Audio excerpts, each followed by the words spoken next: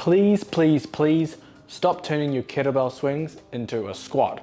When we're doing kettlebell swings, we're focusing on the hinge movement pattern, which means we're loading the glutes and the hamstrings and not trying to load the quads because we're doing that during other movements. I'm going to take you through how to do the kettlebell swing properly for combat sports to develop the hips. And we're talking strength, speed, and power with this exercise. I'll cover also where it fits in your program, sets, reps, all that stuff too. But I'm going to cover the technical elements of it first because I see it done wrong so often.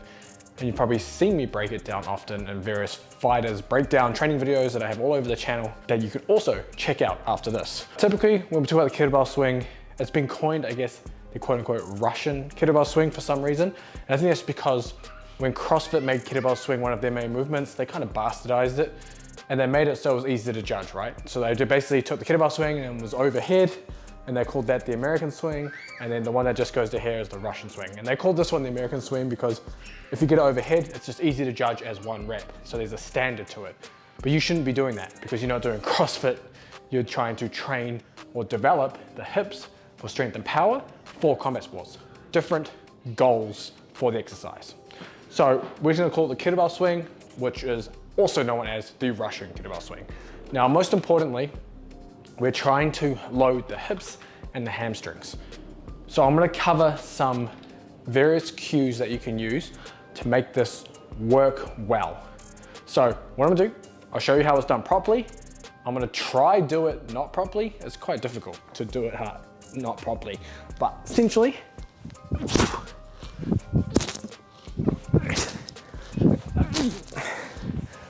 so as you can see, I'm hinging at the hips and not squatting the weight. So what you often find is people learning the kettlebell swing will have the bell come down and they'll squat down and then they'll squat up like this. But maybe I'll try to be a little more side on for you. This is what it will look like. That's what you don't want. It should be like this. Getting this movement is what's gonna help load the hamstrings and the glutes. Now, to do that, one very good cue is attack the zipper. So if you think about like you're wearing jeans and you have a fly or a zip, I guess that's for males only, but you get my point.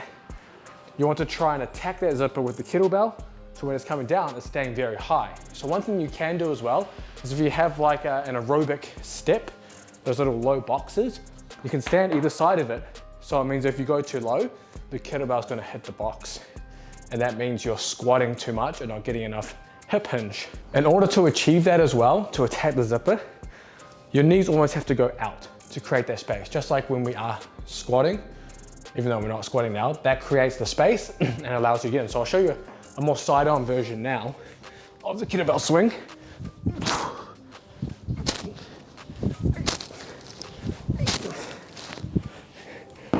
So you should feel a stretch in your hamstrings when you're doing this. If you don't feel that stretch in your hamstrings in that bottom position, you're not pushing the hips back far enough. Now, when we're talking about the upper body stays rigid, but the arms stay relaxed. You're never pulling the kettlebell forward or doing a front raise with the shoulders. The arms are just guided from the hips. Whatever the hip produces is where the kettlebell goes, essentially. So the arms are kind of just like ropes attached to your body. So the arms are never stiff.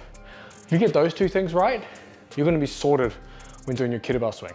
Now, in terms of pacing and tempo, like I've showed you in those previous two sets, it needs to be quick. The goal is to rapidly go from the eccentric, so that downward, into the concentric, which would be our forward propulsion of the hips. That quick turnaround is what we're trying to achieve. If you're going slow and taking your time coming out of the stretch, you're defeating the purpose of the exercise. That is the number one thing you're trying to achieve. That quick turnaround, eccentric to concentric.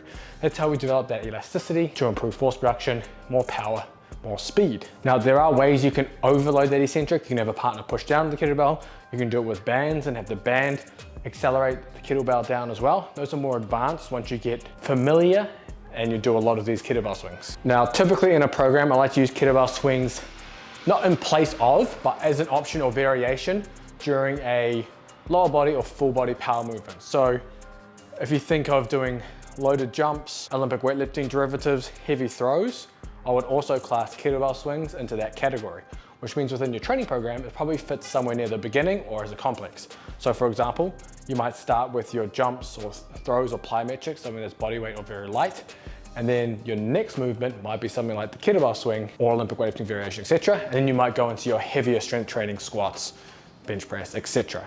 That's how it would fit in that kind of hierarchy. If you're going to complex it, you could do something like kettlebell swing, superset with like a broad jump, which can kind of pair that more power speed-based movement with a more velocity-based movement like a jump. And then regarding the sets and reps, I typically don't like going above 8 reps, and even 8 reps would be a little too much. Usually 6 reps is the sweet spot, just because it takes a couple to get going. Or if you're using maybe the first 1 or 2 just to get it going and only counting the reps after that, 3 to 5 even. So as long as you're getting heavier loads and you're able to get that quick eccentric concentric, you want to keep those reps relatively low. Now, because it's more rhythmic and cyclical, it's nice to be able to do a few more reps than you would say 1 or 2. When we're talking about foot pressure while doing this, think about you're going to be on your heels as you come back this way, because that's going to allow you to load those hamstrings and glutes.